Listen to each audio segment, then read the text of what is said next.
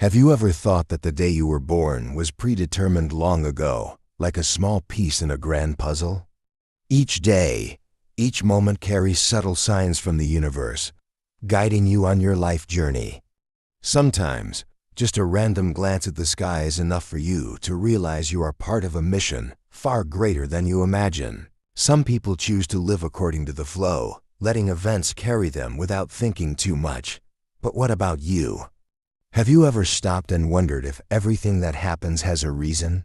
Your existence is part of a larger plan, and it's important for you to find your own path among billions of people in the world. Sometimes we face difficult decisions, unsure of what is right or wrong. Could your choices affect the destiny of others? And if everything was already predetermined, would you still choose what you want, or would you let fate decide? These questions will test your courage and ethics. When you know that your birth date carries a special mission, do you have the courage to face it? Complex emotions, doubts, and fears are just challenges. Because deep down, you play a more important role in the grand picture of life. Everything happens for a reason. And now, what will you choose? Will you embark on the journey to find your mission, or let life pass by without ever looking back? Try reflecting on your birth date, and who knows, the answer you've always been searching for might be right in front of you. January, the month of renewal.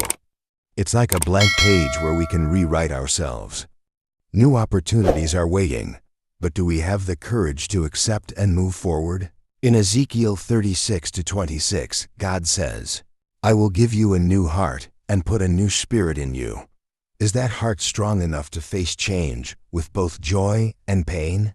A new beginning is not just the first step, but a choice to move forward, despite the challenges that await. Have you ever asked yourself, am I truly ready for this change? People born in January are often seen as symbols of hope. But hope can either be a guiding light or the light that blinds us to the harsh truths of life. A new beginning is not just for yourself, but for those around you. But when we change, will the world change with us, or will it resist? Some beginnings require sacrifice. To embrace the new, we must let go of the old. Do you dare to give up the familiar to welcome the unknown? When a new year comes, people often ask, who will I become this year? But do we have the courage to face the truth, that the answer may not always be what we expect? January has come, and opportunities have opened. But the question for you is, what will you choose in this journey? A new, brave heart, or will you still hold on to the fears of the past? February brings not only cold winds, but also a time for purification. Our souls need to be cleansed, like the pure white snow of winter. In the silence of this month, we listen to our hearts. What stains remain in our souls that need to be washed clean before spring arrives? Psalm 51:7 says, "Wash me, and I will be whiter than snow." But are we truly ready to be purified? Every action, every thought leaves a mark on the soul. Purification is not just about cleaning the body, but a journey through the darkness of the mind. Can we forgive ourselves just as God has forgiven us? Or do we remain immersed in regret and torment? True purification begins with acceptance. Accepting mistakes, facing our inner darkness, and finding the light through faith. The path to purification is not an easy one. It requires courage to change, to face the truth about ourselves. This February, which path will you choose? Stand still in the cold, or continue on the path of purification, rediscovering yourself? March, the moment of transition between winter and spring, when ice melts to make way for new growth. Are we also seeking rebirth? A chance to break free from old constraints? Look around, can you feel it? The air is lighter, warmth slowly creeping into every corner. It's not just the change in weather, but a sign of transformation, a new beginning within each soul. In John 12:24, the Lord teaches, "Unless a grain of wheat falls to the ground and dies, it remains a single seed. But if it dies, it produces many seeds." Are we brave enough to give up the old to plant seeds for greater hopes? Every March carries the message of new life, not just the renewal of nature, but the vitality of the spirit. But are you ready to seize this opportunity, overcome challenges, and enter a new phase? Have you ever wondered why there must be loss for life to flourish? Why must the seed break apart? And why must we sacrifice a part of ourselves to create a new future? Standing at the threshold of change, will you continue living in the past, or will you bravely step forward into a future you cannot yet see? Only when we face this question can we understand the meaning of life. Born in March, you carry a special mission. You are chosen to help others, to illuminate the way for those lost in the darkness of hardship, guiding them into the light of transformation. And now, as you look at this final image, can you answer? Will you choose to live like a solitary seed, or will you accept sacrifice to bring forth something new for yourself and the world? In the storms of April, it's not the wind or rain that stirs the soul, but the call of liberation echoing within, a journey to surpass all physical and mental limits. Like the Israelites standing before the Red Sea, there are moments when you too will face life or death choices. Will you choose the easy path, or dare to step into the unknown to find true freedom? Liberation is not just breaking physical chains, but also unshackling the mind. A struggle to rediscover oneself amidst a sea of lost souls. Some chains are heavier than steel, invisible yet binding us with fear and safe choices. But are you courageous enough to break free? Those who don't dare to seek freedom, do they ever understand the value of liberation? April comes, and perhaps it's time we ask ourselves, am I truly free or merely surviving? Liberation isn't always glorious. Sometimes it's a painful struggle to break free from the things we once thought were important, but that, in truth, are holding us back. People often wait for someone else to liberate them. But in reality, the key to freedom is always in your own hands, if only you dare to take it and unlock the door. Imagine the door to liberation stands open before you. Will you step through or stay where you are, afraid of what lies on the other side? When heaven and earth converge, gentle rains fall, and trees begin to blossom. Those born in this month carry within them the ability to spread life and good fortune to those around them. Have you ever felt like a bridge between heaven and earth, as if each step you take is a hidden source of energy flowing to the people you meet? May is the season for such individuals. The promise in the Bible, I will send rain in its season, and the ground will yield its crops, is not only about nature but also about patience, perseverance, and the ability to wait for the right moment to bring forth goodness. The challenges you've faced in life may have often made you doubt your ability to create happiness. But look around. The seeds you've planted are starting to sprout in the smallest of things. Is prosperity only material, or is it also the fullness of the Spirit? When your heart overflows with understanding and compassion, could that be the greatest blessing? Life is not always easy, but those born in May understand that to grow, sometimes we must endure heavy rains. That rain doesn't extinguish their inner fire but makes it burn brighter. In May, when the whole world sings in harmony, do you feel that you hold the key to prosperity? Perhaps you are the one creating the blessings others are waiting for. Looking back at your life, can you ask yourself, have I truly given the gift of prosperity to those around me? Let each of your actions be a gift to the world, because May is the time for giving. June arrives not only as the time when plants bear fruit, but also when people face the results of their tireless efforts.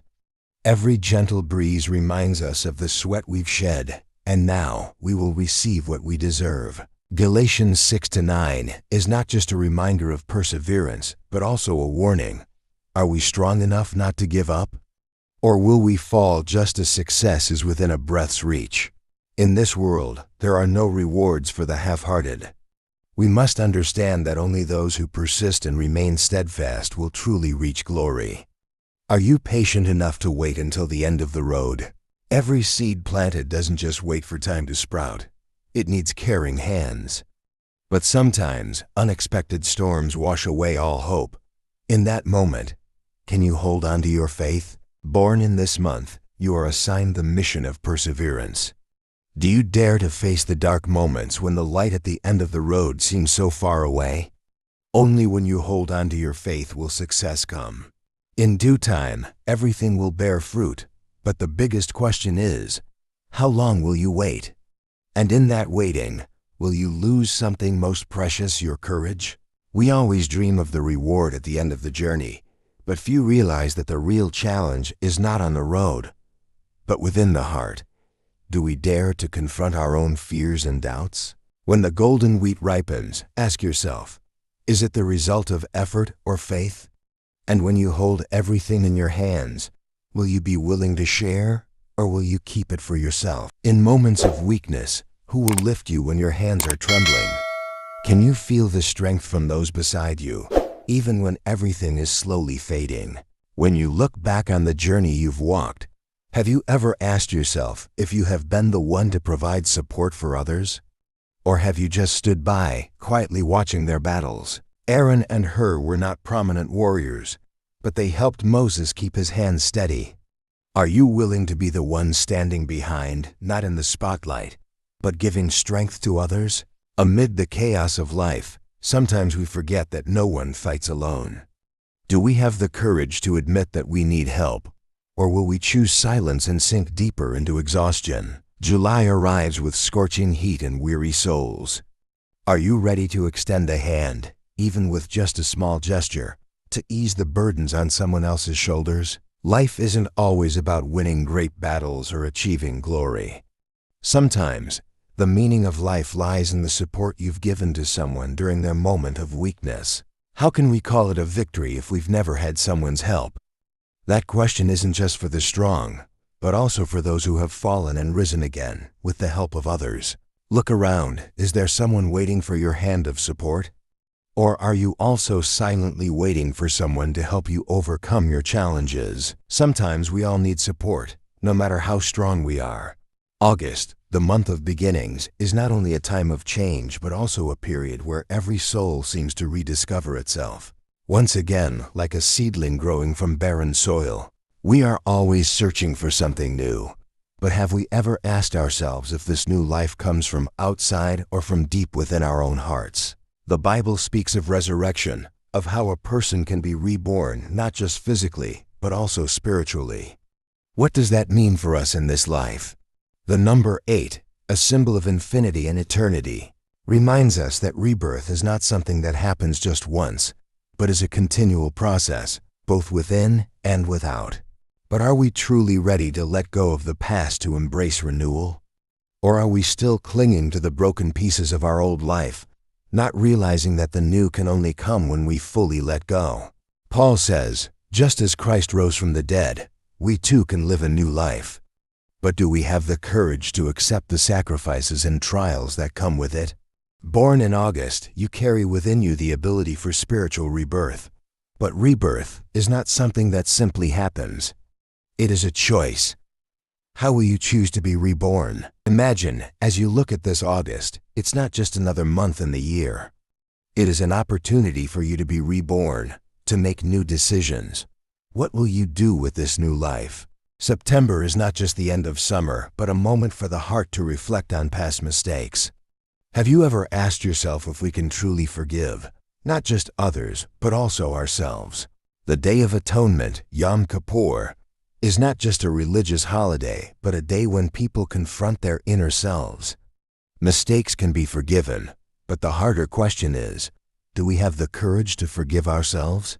In moments of forgiveness, do we truly understand the meaning of letting go of old wounds? Or are we simply avoiding responsibility, only to ask ourselves later, is forgiveness the easier path? The Feast of Tabernacles, Sukkot, reminds us of the temporary nature of life. But perhaps what frightens us most is not the fleeting nature of material things, but the fragility of trust and human connection. How do we rebuild those broken pieces? Have you ever thought that forgiveness is not just an act of kindness, but also a test of morality? When we forgive, is it liberation, or are we merely avoiding the pain we don't want to face? Reconciliation is never simple. Sometimes wounds run too deep to heal, but still, there's a voice inside urging us to try again. How do we know when it's enough? As September arrives, it brings not only festivals but also the opportunity to reflect.